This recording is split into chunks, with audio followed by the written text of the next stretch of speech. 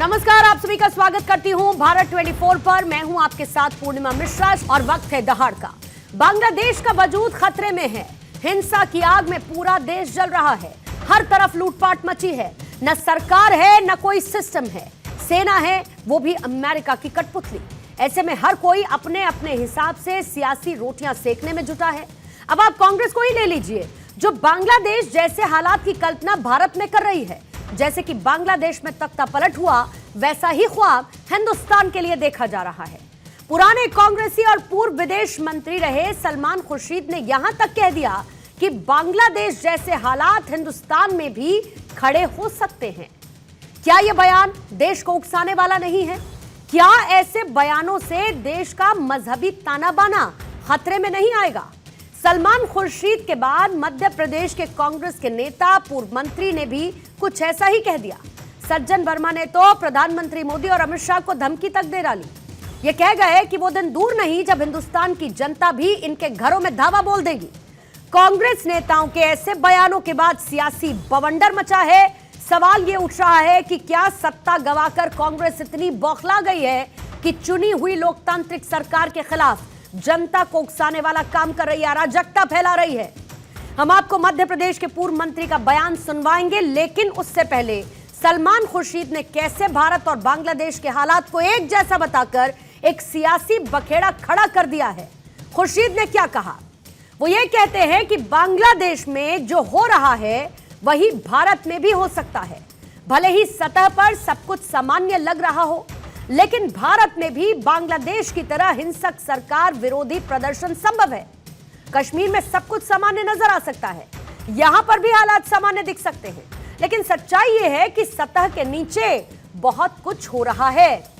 सलमान खुर्शीद, कांग्रेस के senior leader, पूर्व विदेश मंत्री, जिनका यह बयान एक किताब के विमोचन के दौरान सुनाई दिया, जिसने एक सियासी बवाल पैदा कर दिया है।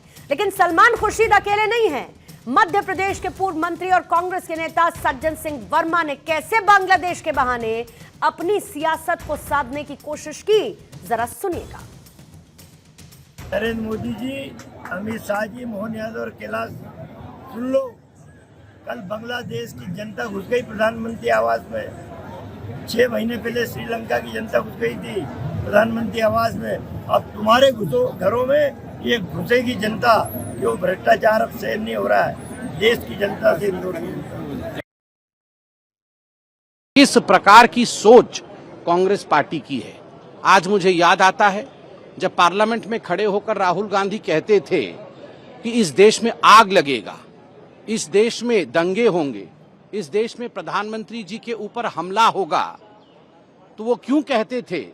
और जब विदेश यात्रा में राहुल गांधी जाते थे और कई लोगों से चोरी चुपके विदेश में जाकर मिलते थे और भारत के खिलाफ वहां कह के आते थे, तो आज मालूम पड़ रहा है आखिरकार मनसा क्या थी। यही जब हमारा देश जब बंटवारा हो रहा था, अब वहां उस टाइम पेट नहीं भरा देख के भी किस तरीके से कत्लेआम हुआ है। जो दोबारा आप ये चीजें देखना चाहते हैं, अगर ये चाहते हैं, ये जरूर पाकिस्तान और जो भी बांग्लादेश है वहां पे देख लें जाके। अगर इनको हिंदुस्तान ऐसा नहीं अच्छा लगता तो वहां चले जाएं। देखिए, राहुल गांधी जी ने पार्टी की तरफ से अपना स्टैंड रखा है और कांग्रेस पार्टी जो राहुल गांधी जी ने कहा है उस बयान के साथ खड़ी है। देखिए, भारत की बात अलग है। भारत की लिए स्थिति, बांग्लादेश एक बहुत छोटा सा मुल्क है और बांग्लादेश का और हमारा कोई कंपैरिजन नहीं है। हमारे यहाँ स्थिति कोई ना बिगाड़ सकता ना बिगाड़ पाएगा। दूसरे देशों से जब ये आजादी की लड़ाई चली तो बहुत सारे देशों ने अपने मुल्क को आजाद कराने के लिए संघर्ष करना शुरू किया। उसका एक एहसास हमारे यहाँ भी था। तो जब कहीं से बढ़ावा मिलता है तो फिर जनता में आक्रोश पैदा होता है। लेकिन हमारे यहाँ तो लोग बहुत शांतिप्रिय, संविधान को मानने वाले लोग हैं, तो इस तरह की आशंका नहीं है। आइए सबसे पहले सवालों का जिक्र कर देती हूं और उसके बाद मेहमानों से आपका तारुफ करवाऊंगी। पहला सवाल जिस पर रहेगी आज दहाड़ में चर्चा, वो ये कि भारत में बांग्लादेश जैसे हालात की कल्पना कितनी सही है। क्या जनता को उकसाने के लिए इस तरीके के बयान विपक्ष की तरफ से दिए जा रहे हैं? क्या बांग्लादेश हिंसा का सियासी इस्तेमाल भारत की धरती पर हो रहा है? क्या इस तरीके के बयान भारतीय लोकतंत्र का मजाक नहीं है? क्या कांग्रेस नेताओं के ऐसे बयानों से हिंसा भड़कने का डर नहीं है? हमारे साथ बीजेपी के प्रवक्ता एसएन सिंह इस वक्त मौजूद हैं। कांग्रेस के नेता चंद्रमोहन शर्मा हमारे साथ मौजूद हैं। फॉरेन एक्सपर्ट के तौर पर रविंदर सचदेव हमारे साथ जुड़े हुए हैं। Retired major general Shashi Asthana साहब हमारे साथ रक्षा विशेषज्ञ के तौर पर मौजूद हैं। वरिष्ठ पत्रकार विपिन शर्मा और राजनीतिक विश्लेषक के शर्मा भी इस चर्चा का हिस्सा है। और अब से थोड़ी ही देर बाद जितेंद्र कुमार ओझा जी भी हमारे साथ जुड़ेंगे, उनसे भी इस खबर पर एक टेक लेंगे। आप सभी मेहमानों का बहुत बहुत स्वागत करती हूं। और चंद्रमोहन शर्मा जी, आप ही के साथ शुरुआत करना चाहूंगी, क्योंकि मैं ये समझना चाहती हूं कि असल में विपक्ष चाहता क्या है। विपक्ष रात में आजकल जागते हुए ऐसे सपने देखता है क्या कि जो कुछ भी बांग्लादेश में हो रहा है वो भारत की धरती पर भी हो? और क्या अराजकता फैलाने की कोशिश कर रहे हैं इस तरीके के बयान से आपके नेता, और एक नहीं दो? देखिए, या तो आप न्यूज से अभिनय या आपको कांग्रेस पार्टी का स्टैंड पता नहीं चला है, तो राहुल गांधी जी का स्टैंड पढ़िए, ट्विटर में देख लीजिए, तो आपको कांग्रेस पार्टी का स्टैंड मिल जाएगा। बाकी आपको अपनी किसी बात पे डिबेट रखनी है, उसका जवाब देने के लिए हम बैठे हैं, वो जवाब देंगे। मायने सर एक बार फिर से समझाइएगा मुझे।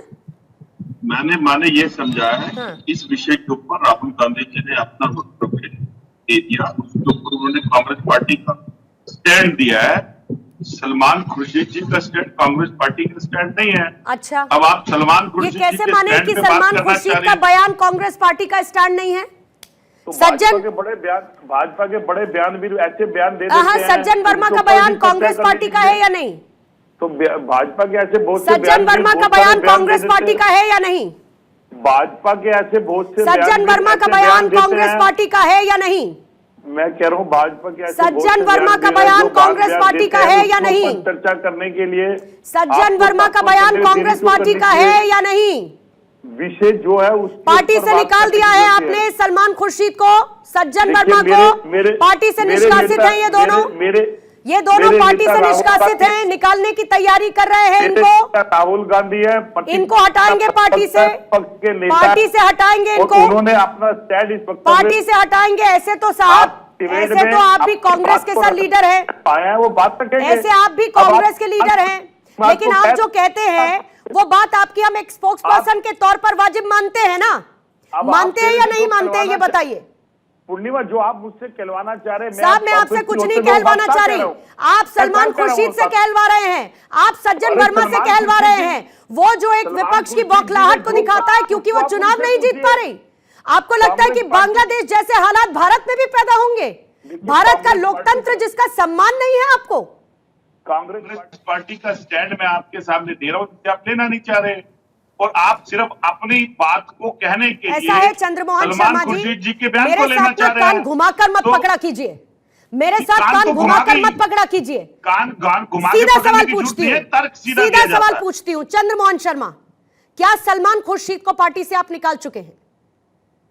देखिए, मेरा वक्तव्य, मेरा वक्तव्य सलमान खुर्शीद पार्टी में है या नहीं है? पार्टी के दिए हुए उन बयानों के सज्जन वर्मा पार्टी में है या नहीं है? चंद्रमोहन शर्मा, सीधा सवाल सीधा जवाब, गोल गोल मत घुमाइए, गोल गोल मत घुमाइए। वर्ल्ड टूर पर नहीं हूं मैं आपके साथ, वर्ल्ड टूर पर नहीं हूं, कान घुमाकर मत पकड़िए। ये दोनों कांग्रेस के नेता है या नहीं है? कांग्रेस पार्टी में है या नहीं है, ये बताइए मुझे। मैं आपको अपनी नहीं देंगे आप जवाब, नहीं देंगे आप जवाब, मत दीजिए, मत दीजिए। हमारा स्टैंड जो कांग्रेस पार्टी का स्टैंड है, वो कांग्रेस पार्टी का स्टैंड, राहुल गांधी जी का स्टैंड है, कांग्रेस पार्टी का स्टैंड है। उसके ऊपर कांग्रेस पार्टी ने आज मीटिंग के अंदर देश के सरकार के साथ बैठ के भी और अपना स्टैंड लिख के दिया हुआ, वो स्टैंड वही है। और अगर ऐसे बयान में कोई बयान आया तो उसका जवाब वही देते, वाजिब होता कि आप उन्हें बिठाते। अब अगर आप मुझे उनके बयान पे बात करना चाह रहे हैं तो मैं नहीं करूंगा, बांग्लादेश पे करेंगे तो मैं करूंगा। नहीं, मैं बिल्कुल करूंगी। कांग्रेस पार्टी का कोई नेता अगर बयान देता है बिल्कुल आपसे पूछूंगी, पड़ोसी से जाके पाकिस्तान से थोड़ी पूछूंगी या बांग्लादेश से थोड़ी पूछूंगी, कांग्रेस की पार्टी से पूछूंगी। आप लीडर हैं, उनके बैठे हैं रिप्रेजेंट करने के लिए। एसएन सिंह साहब जरा ये बताइए, और मुझे अपडेट कर दीजिएगा, और मुझे अपडेट कर दीजिएगा, इन्होंने निकाल दिया है क्या सलमान खुर्शीद को और सज्जन वर्मा को अपनी पार्टी से? हो सकता है मुझे पता ना हो। पूर्णिमा जी, कोई जरूरी है कि हर बात पे आप बयान देंगे? संवेदनशील मुद्दे पे, राष्ट्र के ऐसे मुद्दों पर कोई जरूरी है कि आप बयान देंगे? ये कह रहे थे कि सलमान खुर्शीद साहब हमारे पार्टी के कुछ है ही नहीं, इनके पार्टी का जो सबसे बड़ा संगठन का जो सबसे बड़ा ओहदा है CWC के सदस्य हैं सलमान खुर्शीद साहब। कभी मणिशंकर यार जी बयान दे देते हैं जाके पाकिस्तान में, तो कहेंगे उनका निजी बयान है, उनके ऊपर कार्रवाई नहीं करेंगे। सज्जन सिंह वर्मा मध्य प्रदेश में इनके सदस्य हैं, इनके पार्टी के सक्रिय सदस्य हैं, इनकी पार्टी की जब वहाँ सरकार रहती है तो उसके मंत्री रहते हैं। सलमान खुर्शीद साहब मंत्री रहते हैं। इनकी भतीजी का बयान अभी देखे होंगे, वोट जिहाद वाला, वर्तमान में सलमान खुर्शीद जी बयान दे रहे हैं। तो मुझे लगता है कि राहुल गांधी जी कुछ अपने करते हैं और कुछ दूसरे से करवाते हैं। जैसे बांग्लादेश में भी आप देखी होंगी, कुछ फोटो दिखाया गया कल आपके माध्यम से, आपके चैनल के माध्यम से, बड़ी जिम्मेदारी से, कि वहां कुछ लोग हिंदुओं के घर के सामने भाईचारे की बात कर रहे थे, लेकिन बहुत सारे फोटो ऐसे भी आ रहे थे कि हिंदुओं के घर जलाए जा रहे थे। तो इसी तरह का चाल चरित्र और चेहरा हमेशा से कांग्रेस का रहा है। 26/11 की घटना में भी रहा, सर्जिकल स्ट्राइक में भी रहा, चाइना के समय में भी रहा, बांग्लादेश के बंटवारे के बाद भी रहा। तो ऐसे कार्यों को करते हैं कि आधे लोग एक तरफ बढ़ जाते हैं और आधे लोग दूसरे तरफ बढ़ जाते हैं। तीसरी बात मैं जरूर कहना चाहूंगा कि देखिए, एक राष्ट्रीय मुद्दा है और राष्ट्रीय मुद्दे पर राजनीतिक पार्टियों का बयान नहीं जाता है। राजनीतिक पार्टियां भारत में अगर है तो 2 राजनीतिक पार्टियां हैं, दोनों में विभेद हो सकता है, लेकिन राष्ट्रीय मुद्दे पर जो भी बयान जाता है वो भारत का बयान जाता है। कांग्रेस के भी जो सलमान खुर्शीद साहब बोले होंगे, वो अमेरिका से लेकर पाकिस्तान होते बांग्लादेश जहां भी छपेगा वो भारत का बयान माना जाएगा। तो मुझे लगता है कि आज भारत के लोग काफी आहत हैं कांग्रेस के ऐसे बयान से, जो लगातार राहुल गांधी जी के भी द्वारा दिया जाता रहा है, मणिशंकर अय्यर के द्वारा भी दिया जाता रहा है, और उन्हीं नीतियों को लेकर आज सलमान खुर्शीद साहब बयान दिए। क्योंकि कुछ ऐसी चीजें होती हैं जो चुनी हुई सरकार पे छोड़ देनी चाहिए। उस समय आप देखे होंगे जब बांग्लादेश का विभाजन होता है, वाजपेयी जी से बयान के लिए कहा जाता है तो वो एक लाइन कहते हैं, नहीं वो हमारी चंडी है, वो हमारी दुर्गा है, हम उनके साथ खड़े हैं। मुझे लगता है कि देश का बयान होना चाहिए, न कि पार्टी का बयान होना चाहिए। आज घृणित, बहुत शर्मसार करने वाला बयान है। ऐसे बयानों को मुझे लगता है कांग्रेस पार्टी ओन भी तो नहीं कर रहे, कांग्रेस पार्टी का बयान नहीं है वो ये कह रहे हैं। इसीलिए तो मैं सीधे पूछ रही थी कि निकाल दिया क्या, दोनों को तो बता दीजिए, और अगर निकालने वाले हैं तो वो भी कम से कम बता दीजिए। पूर्णिमा जी अभी देखी होंगी, बोलिए पूर्णिमा जी 10 सेकंड देखिए। पूर्णिमा जी अभी सैम पित्रोदा लगातार बयान दे रहे थे, हटाया, जाति टिप्पणी कर रहे थे, वो धार्मिक टिप्पणी कर रहे थे। आप देखी होंगी वो पूर्व पश्चिम उत्तर दक्षिण का बंटवारा कह रहे थे, रंग भेद की बात कर रहे थे। उस समय कांग्रेस ने कहा वो उनका निजी बयान है, और बाद में वो कांग्रेस शामिल हो जाते हैं। तो मुझे लगता है कि अंग्रेजों की बनाई हुई पार्टी जो बांटो और राज करने की नीति पर चलती है, जब बहुत दिन तक सत्ता से दूर हो जाती है तो इस तरह के कार्यों को करती है। पूर्णिमा जी, भारत का लोकतंत्र बहुत मजबूत है, दुनिया का सबसे सुंदर स्वच्छ लोकतंत्र की जननी भारत है। भारत के लोग, जब भारत की बात आती है, सभी धर्म के लोग भारत के साथ खड़े होते हैं। हो सकता है कांग्रेस की मंशा कुछ और है, लेकिन आज भी पूर्णिमा भी जिम्मेदारी से कह रहा हूं, संपूर्ण भारत के लोग पूरी जिम्मेदारी के साथ, पूरी तन्मयता के साथ भारत के साथ खड़े हैं, भारत की नीतियों के साथ खड़े हैं। और के शर्मा जी और विपिन शर्मा जी के पास मैं आऊंगी, थोड़ा सा सब मुझे समय दीजिएगा, लेकिन उससे पहले शशि अस्थाना साहब और रविंदर सचदेव सर के पास आना चाहूंगी। सबसे पहले शशि अस्थाना सर आपके पास चाहूंगी कि आपका पॉलिटिकल व्यू में लूं, लेकिन क्योंकि आप एक डिफेंस एक्सपर्ट के तौर पर बैठे हैं इसलिए प्रायोरिटी मैं उसको देती हूं। और मैं समझना चाहती हूं कि इस तरीके के जब बयान आते हैं, हम देश की रक्षा, देश की संप्रभुता की बात करते हैं, और खास तौर पर जब हम हमारे पड़ोसी मुल्क में ये सब कुछ हो रहा है जो वैसे ही हमारे लिए चुनौतीपूर्ण है कई मायनों में, लेकिन अगर अपने ही देश की कोई पार्टी इस तरीके के उनके नेता बयान दे दे तो जाहिर बात है कि ये हेडलाइंस बनेगी ना दूसरे देशों में। और हम तो सब जानते हैं कि प्रोपेगेंडा वॉर क्या होता है। देखिए, मैं इसमें 2 बातें कहूंगा।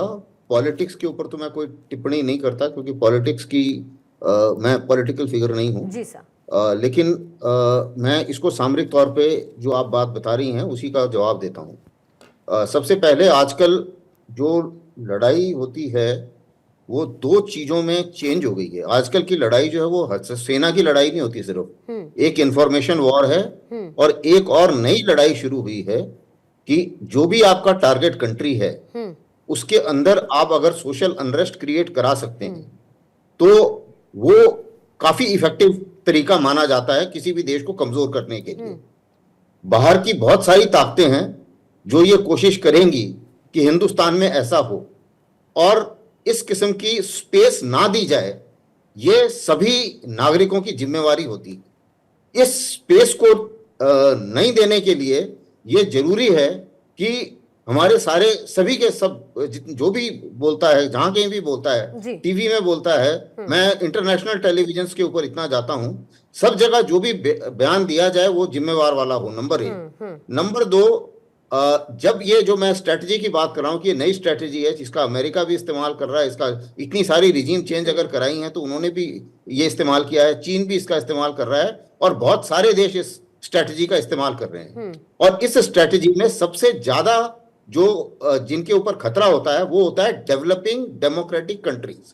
भारत एक सबसे बड़ा वर्ल्ड में डेवलपिंग डेमोक्रेटिक कंट्री है, क्योंकि किसी भी डेमोक्रेटिक कंट्री में चाहे कोई भी सत्ता पे हो, कोई भी लीडर हो, ये माना गया है क्योंकि डेवलपिंग कंट्री है तो उसके अंदर कुछ ना कुछ समस्याएं अवश्य होंगी, कुछ ना कुछ अंग पूरे देश में कहीं पे भी अगर आप उठाएंगे वो कुछ ना कुछ किसी ना किसी कारण से पीड़ित जरूर होगा जी। अब जिसने टारगेट करना है हिंदुस्तान को, वो उस अंग को पकड़ेगा, उस अंग की बातचीत करेगा, उन्हें पैसे देगा और उनको आगे खड़ा कर देगा। अदरवाइज ऐसा नहीं हो सकता कि जिस दिन डोनाल्ड ट्रंप इंडिया में आते हैं उस दिन एक प्रोटेस्ट शुरू होता है और 3 दिन के बाद जब वो चले जाते हैं वो प्रोटेस्ट खत्म हो जाता है बिना किसी कारण के। क्यों शुरू हुआ किसी को नहीं पता, क्यों खत्म हुआ किसी को नहीं पता। ये एक नई वॉरफेयर की तकनीक है जो पाकिस्तान भी हमारे खिलाफ इस्तेमाल करेगा और कर रहा है, बाखूबी कर रहा है जी सर, और बाकी लोग भी करेंगे। ठीक है, जाहिर है कि सभी जो नागरिक हैं उनको इससे बचना चाहिए, बिल्कुल, और इस रिफ्रेन करना चाहिए। और आपने सबसे चाहिए। इंपॉर्टेंट बात सबसे पहली लाइन में सर कह दी, इसको इलैबोरेट करने से पहले, कि गैर जिम्मेदाराना रवैया आपका नहीं होना चाहिए, वो भी इस तरीके की सिचुएशन में। आप इररिस्पॉन्सिबल बात नहीं कर सकते, आप इररिस्पॉन्सिबल स्टेटमेंट्स नहीं दे सकते हैं जो भारत की सरकार के स्टैंड से मिलना खाता हो या फिर उसके विरुद्ध जाता हो या अपने ही देश में इस तरीके की संभावनाओं की बात करने लगता हो। जितेंद्र कुमार ओझा जी भी इस वक्त हमारे साथ जुड़ चुके हैं। ओझा सर, आपका भी मैं बहुत बहुत स्वागत करती हूं, बहुत दिन बाद आपसे चर्चा हो रही है सर। एक क्विक रिएक्शन आपसे लेना चाहूंगी, क्योंकि डिबेट तो सब पॉलिटिकल है और डेफिनेटली आपका एक पॉलिटिकल व्यू भी मैं चाहूंगी, लेकिन हम ये सब जानते हैं कि जो बांग्लादेश की विपक्षी पार्टी है, कल शपथ ग्रहण होने वाला, हम सब जानते हैं किस तरीके से वो एंटी इंडिया सेंटिमेंट्स की है, किस तरीके से वो अमेरिका के संपर्क में लगातार रही है, फंडिंग को लेकर कितने आरोप लगे हैं जिसको लेकर शेख हसीना नाराज नजर आई, उस फंडिंग पर भी बैन लगाया। अब मैं आ जाती हूं अपनी कंट्री के पर्सपेक्टिव में सर, ये क्या सोचने वाली बात नहीं है कि जब इस तरीके का क्राइसिस पड़ोसी मुल्क में हो रहा है, हमारे देश से इस तरीके के बयान जाएं जिसमें हम ये कहें कि ऊपर से सतह से तो सब कुछ ठीक दिखता है लेकिन अंदर कुछ वैसा ही सुलग रहा है जैसा कि बांग्लादेश में हो रहा हो। How irresponsible do you see it? ये बहुत इररिस्पॉन्सिबल है। मैं पॉलिटिकल नहीं, मैं सुरक्षा के हिसाब से देखता हूँ। जनरल साहब तो मिलिट्री सिक्योरिटी देखते थे, मैं पूरी टोटल सिक्योरिटी देखता था। और मेरे छात्र जो हैं, मैं आपको पता होगा कि एक नेशनल एकेडमी हेड करता था बहुत कम उम्र में, तो मेरे छात्र डिफेंस फोर्सेज में भी है और हिंदुस्तान के करीब करीब सारे सिक्योरिटी डिपार्टमेंट्स में है। तो हम लोग कहते थे कि सबवर्शन जो है वो मिलिट्री अटैक से भी ज्यादा खतरनाक है, क्योंकि आप दूसरे देश के सिस्टम में जाते हैं, उसको चोक कर देते हैं, वहीं के रिसोर्सेज से वहीं के लोगों को आप स्टेज करते हैं, उनकी पूरी डेवलपमेंट से लेके हर एजेंडा को आप डिसलोकेट कर देते हैं, वहां का सोशल कोहेजन फ्रैक्चर कर देते हैं। 2 बातें मैं कहूंगा, जो बांग्लादेश में जो कुछ भी हुआ है इसमें कोई शक नहीं कि शेख हसीना जी की थोड़ी गलती रही है, सरकार में भ्रष्टाचार रहा है, और मैं समझता हूं कि डेमोक्रेसी में एक बड़ा डेडलॉक्स आ गया है, खास करके पोस्ट कॉलोनियल डेमोक्रेसीज में, जिसका फायदा उठाया गया है। जहां तक आपने अमेरिका की बात की, अमेरिका के रिजीम चेंजेस के बारे में जनरल साहब ने कहा, सारी दुनिया को पता है कि कहां कहां अमेरिका के डीप स्टेट ने रिजीम चेंज किया और वहां तबाही ला दी, और वहां पे रेडिकलिज्म के अलावा कुछ नहीं गया।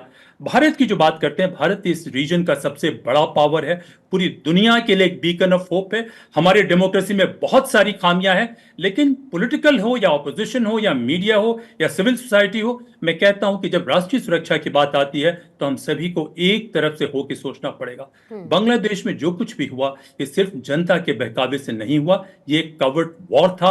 कवर्ड वॉर में आईएसआई के जो नेटवर्क है उसको इस्तेमाल किए गए। मैं तो सिक्योरिटी के जो भी एक्सपर्ट हैं दुनिया भर में मेरी बातचीत होती रहती है, और हम सभी का मानना है कि यहां तक कि अमेरिका की भी डीप स्टेट में चाइना का वर्चस्व बढ़ गया है। ये मैं नहीं कह रहा हूं, ये ऑस्ट्रेलिया के एक्सपर्ट कर रहे हैं, ये अमेरिका के एक्सपर्ट कह रहे हैं, ये यूरोप के एक्सपर्ट कह रहे हैं कि कई दफे इस रीजन में जो बातें दिखाई जाती हैं कि अमेरिका की पॉलिसी है, शायद कहीं ना कहीं उसमें चीन का इन्फ्लुएंस है।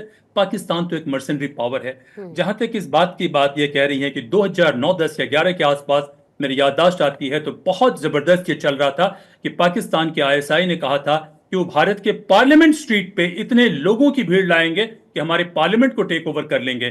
तो ये बात जो है कांग्रेस या बीजेपी के खिलाफ नहीं है, वो हमारे डेमोक्रेसी को ध्वस्त करना चाहते हैं। और ये सिर्फ इस्लाम की बात नहीं है, ये बात है ऑर्गेनाइज क्राइम की, जिसके बारे में हमारे प्रधानमंत्री जी बहुत बार कहते हैं। ऑर्गेनाइज क्राइम बहुत खतरनाक तरीके से पूरे दुनिया की डेमोक्रेसी को या पूरे दुनिया के लोगों को अपने चंगुल में रखना चाहता है। और इसमें एक और बात जो होती है, जैसे आप देखें कि वकरुज़्ज़मान जो शेख हसीना जी के रिश्तेदार भी थे, तो किस पोजीशन पे कौन कहां किस जगह मिला हुआ है, ये बातें समझ में नहीं आती है। और इसका एकमात्र तरीका है कि हम इंस्टीट्यूशन को मजबूत करें। और जो कुछ भी ऐसी बात होती है, बांग्लादेश में ये जो बात हुई है वो उनके पूरे देश के लिए खतरनाक है। तो किसी भी देश में एक इलेक्टेड गवर्नमेंट को इस तरीके से खत्म कर देना, इस तरीके से इलेक्शन को और पूरे प्रोसेस को इरेलेवेंट कर देना पूरे प्रजातंत्र के लिए खतरा है। और पूरे अब मैं समझता हूं कि पीस लविंग जनता के लिए दुनिया में खतरनाक संदेश आता है। हम अपने प्रजातंत्र को मजबूत करें, क्योंकि ये जो घटना हुई है इसका सीधे सीधे मेरा मानना है ये भारत के लिए बहुत ही खराब है।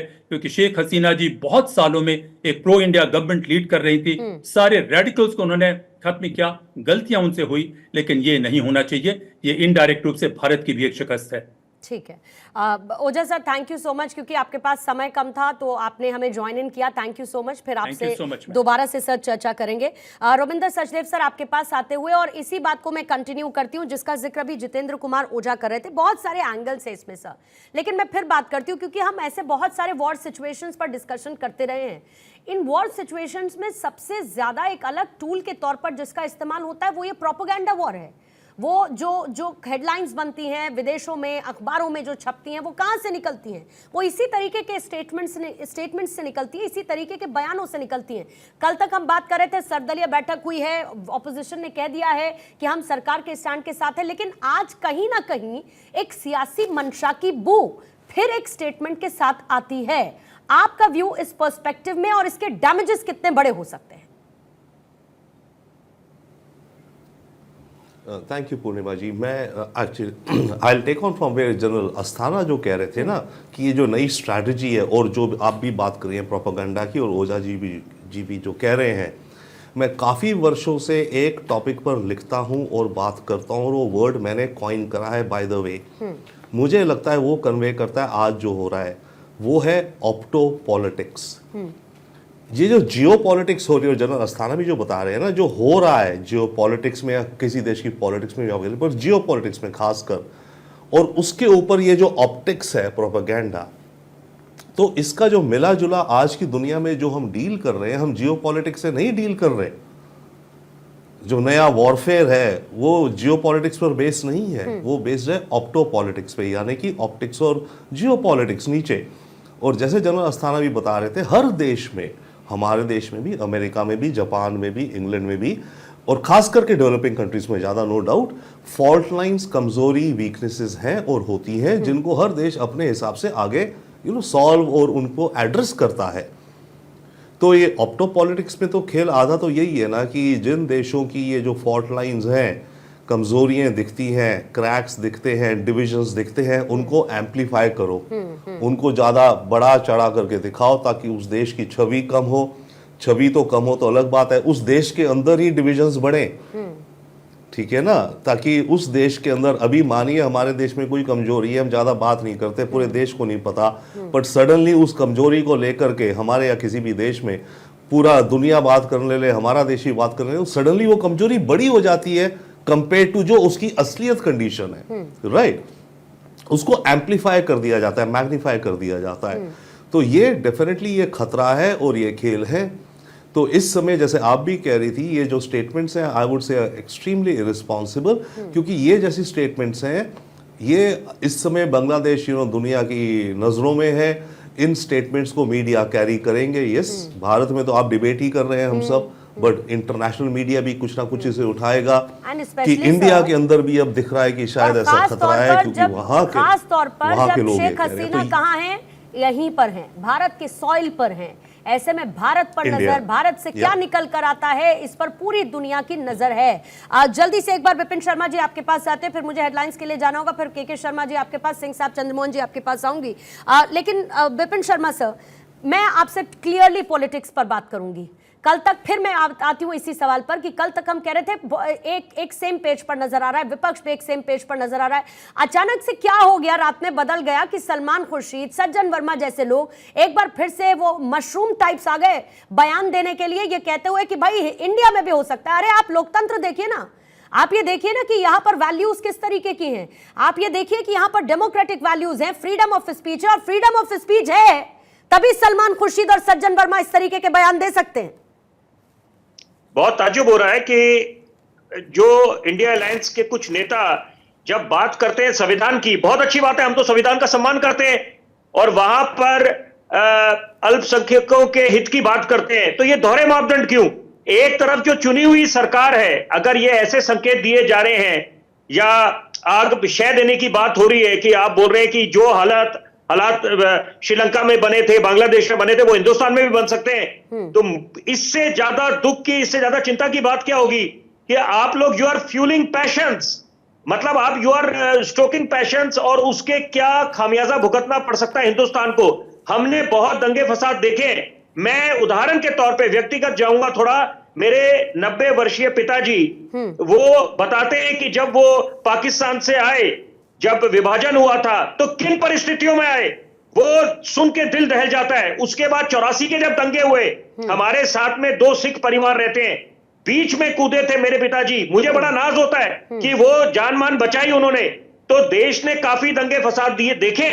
यहां पर दायित्व होना चाहिए, राष्ट्र सर्वोपरि, नेशन फर्स्ट, ये किसी को समझाने की आवश्यकता नहीं है। आपके मतभेद हो सकते हैं, यहां पर आप भाजपा को घेरे उनकी नीतियों के लिए कि उन्होंने जो वायदे करे थे 15 लाख के रोजगार देंगे, बिल्कुल हम लोग इत्तेफाक रखते हैं, कंधे से कंधा मिलाते हैं विपक्ष के साथ। लेकिन जहां तक देश की बात है, Ek Bharat Shreshtha Bharat, and we are proud of our armed forces. ये क्या ट्रेंड बन गया है? आप सर्जिकल स्ट्राइक को फर्जिकल स्ट्राइक कह रहे थे। सेना के मुख्य को क्या बोला था? मैं तो वो शब्द भी नहीं बोल सकता क्योंकि मैं फौजी परिवार से आता हूं, एक फौजी का बेटा हूं।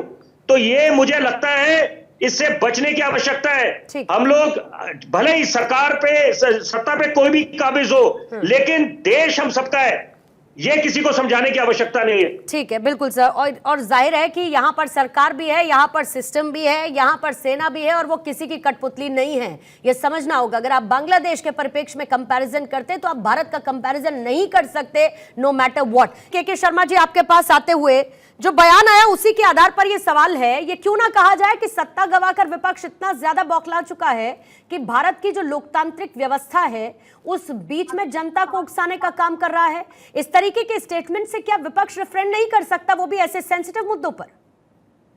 देखिए पूर्णिमा जी, सबसे बड़ी बात है कि हमारी जनसंख्या 100 करोड़ 40 है, 140 करोड़ जनसंख्या है जी सर। हाँ, तो वो उसमें अब 1-2 लोग के ऐसे बोलने से हमारा देश कमजोर नहीं हो जाता।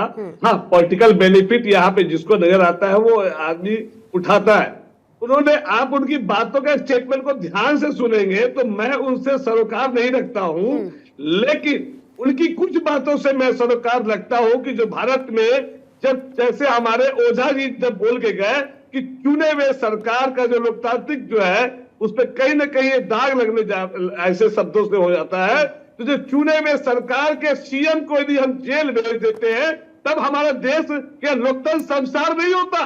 देखिए बात, पूर्णिमा जी प्लीज, आप जब कांग्रेस प्रवक्ता बोल रहे थे तो आप उनको बोलने नहीं दे रही थी। मैं उनका पक्ष ले, मैं कांग्रेस का प्रवक्ता नहीं हूँ। मैं सिर्फ इतना कहना चाहती हूँ के शर्मा जी, कौन क्या कह रहा है उसके आधार पर आप उसको बोलने के लिए तय करते हैं ना। आपने जनसंख्या की बात की, 1.45 अरब है भारत की जनसंख्या। आप कहते हैं कि एक के बोलने से कोई फर्क नहीं पड़ता, लेकिन उस एक का रिप्रेजेंटेशन भारत में और उनको मानने वाले और उनकी बातों से समझने वाले लोगों की संख्या तो एक बड़े रेशो में हो सकती है या नहीं हो सकती है। और मैं ये कह रही हूं कि आप जब आपके पड़ोसी देश में इस तरीके का विद्रोह चल रहा है, जहां पर सब कुछ जलाने की कोशिश की जा रही है, ऐसी अस्थिरता है, आप क्या उसका जिक्र अपने देश के लिए करेंगे? आप सपने में भी सोच सकते हैं कि सब कुछ भारत देश में हो। सलमान खुर्शीद के बोलने से देश में आग लग सकती है, कुछ फर्क पड़ सकता है, तो गिरिराज सिंह के बोलने से भी और अनुराग ठाकुर जी के बोलने से भी देश में दंगा फैल सकता है। जो राहुल गांधी जी ने बोला कि जिस तरह से आग लग रही है जिस तरह से ये दंगा कर सकता है, तो फिर अनुराग ठाकुर के क्या बोलने से क्या उन्होंने सस्पेंड कर दिया? क्या वो बीच में कटुआ शब्द बोला गया संसद में, जिस तरह से विधि बोला, क्या उसको पार्टी से सस्पेंड कर दिया? आपका सवाल यही था ना कि क्या आपने सलमान खुर्शीद को सस्पेंड किया? तो सलमान खुर्शीद को सस्पेंड नहीं किया, तो क्या अनुराग ठाकुर को सस्पेंड किया गया? क्या उसको तो और प्रमोशन दे दिया गया? तो ये बातों देखिए, ऐसे लोग देश के कुछ बातों से जो बोलने से देश हमारा कमजोर नहीं है, इससे कोई फर्क नहीं पड़ता, लेकिन कुछ बातों पे यदि आप ध्यान दें तो अनुराग जो सलमान खुर्शीद ने बोला कि हमारे देश में भी जिस तरह से लोकतंत्र की जो हत्या की जा रही है, आपने देखा चुने हुए सीएम को जेल भेजना, उनको क्या वो सीएम, आपको मैं एक एडवोकेट भी हूँ, बेल में बड़ा क्लियर होता है कि क्या वो टेम्परिंग कर सकता है एविडेंस को, क्या बेल उसको देने से कोई देश भाग जाएगा? कहाँ चले गए सर आप? क्या भाग बेल पर चले गए आप? उसी तरह से मैं कहना चाहता हूँ कि हमारे देश में ये जो घटनाएं हैं, कुछ लोग स्टेटमेंट है, चलिए कम से कम दो बातें इसमें अच्छी हुई के शर्मा जी कि आपने सलमान खुर्शीद के बयान को डिसोन नहीं किया जैसा कि चंद्रमोहन शर्मा ने किया। एक बात, दूसरी बात को समझेंगे तो उन्होंने बात गलत भी नहीं बोली। उन्होंने कहा कि देश में जिस तरह से तानाशाही कर रही है सरकार देश के साथ, वो कहीं न कहीं वो भी अच्छा गलत नहीं कहा उन्होंने, आप ये मानते हैं? क्यों बताइए सिंह साहब। नहीं सिंह साहब कम से कम ये ओन तो कर रहे हैं जो सलमान खुर्शीद ने कहा। चंद्रमोहन जी तो वो भी नहीं कर रहे थे, लेकिन ये बात तो इनकी सच है ना कि ऐसे बयानवीर सिर्फ कांग्रेस की पार्टी में नहीं है, ऐसे कई बयानवीर बीजेपी की पार्टी में भी हैं जो कांग्रेस को इस बात का मौका देते हैं। सुन लीजिए केके जी, जवाब ले लीजिए। केके जी जवाब ले लीजिए। आता जाता है नहीं बैठ के चैनल पर, आपको पता ही नहीं क्या बोलना है, क्या तीन चीजें पूछे। मुझे पता है कि उनको चोट कहाँ लगी है, मुझे पता है कि उनको चोट कहाँ लगी है उस बयान से। पूर्णिमा जी आज कोई डिबेट ऐसा नहीं हो रहा है कि आपस में लड़ाई करें। पूर्णिमा जी देखिए एक बात तो सत्य है। अरे भाई सुनोगे केके जी, क्या तरीका है, क्या तरीका है भाई? केके जी सुन लीजिए, केके जी सुन लीजिए। सुनिए पूर्णिमा जी देखिए, राजनीतिक पार्टियां जो भी राजनीतिक पार्टियां हैं निश्चित तौर पे हमारे किसी भी कार्य को कांग्रेस नहीं सराहेगी और कांग्रेस के किसी भी कार्य को भारतीय जनता पार्टी नहीं सराहेगी। स्पष्टता से ये बात सही है। हमारे मित्र ने अभी कहा जिनको कोई जानकारी नहीं है, जो बीच में लगातार बोल रहे हैं, एक व्यक्ति के बयान से क्या होता है उसका 2-3 एग्जाम्पल दूंगा। 26/11 की एक घटना होती है, दिग्विजय सिंह जी का एक बयान आता है, AR अंतुले जी का बयान आता है कि हिंदू आतंकवादी हो सकते हैं। उसको लेकर जब हम विश्व के फोरम पे जाते हैं तो पाकिस्तान कहता है। सिंह साहब प्लीज रुकिएगा, सिंह साहब प्लीज रुकिएगा, सिंह साहब एक सेकंड रुकिएगा। के शर्मा जी हमारे इस पैनल में आज रक्षा विशेषज्ञ, फॉरेन एक्सपर्ट हैं, बहुत सीनियर गंभीर लोग हैं जो बहुत ही फैक्ट्स पर बात करते हैं। आप समझिए मेरी इस बात को, कम से कम आज इस तूतू मैमे को जगह नहीं देते हैं इस डिबेट में। आपने अपनी बात कही, आपने अपनी बात कही, अब मैं उसी का जवाब एहसन सिंह साहब से ले रही हूँ, मैं उनसे उसका जवाब ले रही हूँ। अब आप सुनिए, अब आप उनका जवाब लीजिए, बोलिएगा सिंह साहब, जल्दी से बोलिएगा सिंह साहब। मुझे लगता है कि घर से अपने बारी का इंतजार करना चाहिए, वो छूट गया फिर आपकी बारी आएगी, बोलिएगा। इन्होंने कहा कि एक व्यक्ति का बयान मायने नहीं रखता। अरे सुनोगे भैया, ये क्या तरीका है आपका? आप पहली बार बैठे हैं चैनल में। के शर्मा जी सुनने दीजिए, समय खत्म हो जाएगा इसी में, मत करिए ऐसे। आपने सिंह साहब जल्दी से बात रखेंगे। सिंह साहब 30 सेकंड। सुनिए देखिए 26/11 सुनिए, अरे भैया आप मुझे बोलने तो दीजिए। 26/11 की एक घटना होती है, उसमें AR अंतुले जी बयान देते हैं, एक व्यक्ति होते हैं, दिग्विजय सिंह जी एक बयान देते हैं, एक व्यक्ति होते हैं, वो कहते हैं कि हिंदू आतंकवादी है, कसा वहां का नहीं है। उसको लेकर जब हम फॉरेन में जाते हैं, विदेशी फोरम में कहते हैं कि पाकिस्तान ने आतंकवादी घटना को अंजाम दिया। पाकिस्तान क्या कहता है? भारत में ही भारत के लोग ये मानते हैं, ये बोलने ही नहीं देगा आदमी। क्या तरीका है? पूर्णिमा जी आप इनसे बात कराइए, पूर्णिमा जी आप इनसे बात करें। वो तो मुझे भी सुनने को तैयार नहीं है। आज झगड़े की बात हो रही है, वो तो मुझे भी सुनने को झगड़े की बात हो रही है। बेवकूफ आदमी को एक पैसे की जानकारी नहीं, जिस विषय में आप बोल रहे हैं आप इनसे बात कराइए। के शर्मा जी प्लीज मेरी बात समझिए सर, इसमें समय जाया होता है अननेसेसरीली, मत करिए प्लीज। के शर्मा जी प्लीज। ठीक है बोलने दीजिए उनको। सिंह साहब जल्दी से बोलिएगा।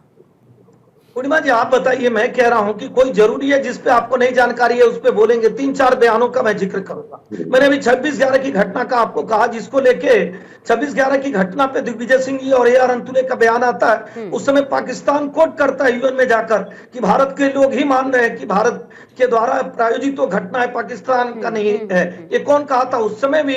गैर जिम्मेदाराना बयान किसने दिया था? कांग्रेस के लोगों ने दिया। दूसरी बात मैं कहूंगा, अभी मणिशंकर अय्यर जी का एक बयान था कि भारत में तब तक प्रधानमंत्री बने रहेंगे मोदी जी जब तक आप हस्तक्षेप नहीं करेंगे। तीसरे बयान की बात कहूंगा, जाके विदेश की धरती पे आदरणीय राहुल गांधी जी कहते हैं कि भारत में लोकतंत्र नहीं है। हमारे दुश्मन भी यही बात कहते हैं कि भारत में लोकतंत्र नहीं है। चौथी बात मैं कहूंगा कि जब पाकिस्तान चंद्रमोहन जी 30 सेकंड में जवाब देना चाहेंगे। चंद्रमोहन जी 30 सेकंड में जवाब देना चाहेंगे सर? देखिए बिल्कुल मैं जवाब देना हाँ, चाहूंगा 30 कि सेकंड अभी सर। जिस बात के लिए आपने बिठाया उसी का प्रमाण एक ने दे दिया कि एक पढ़े लिखे व्यक्ति को कहा कुछ आता जाता नहीं है और फिर उसी एडवोकेट को कह दिया जवाब दे दीजिए ना सर। चंद्रमोहन जी प्लीज, मेरे पास समय नहीं है ना ऐसी सर। मानसिकता वाली बात 30 सेकंड में अपनी बात पूरी करें। जो डिबेट में बैठ जाए और वो तर्क वितर्क करना चाहे एक नेता के वक्तव्य के ऊपर, जिनको खुद अपने को नहीं पता कि वो क्या बोल रहे हैं, जिनको यही नहीं पता कि किस तरह पे बात करनी है और आपको क्लब भी करना है।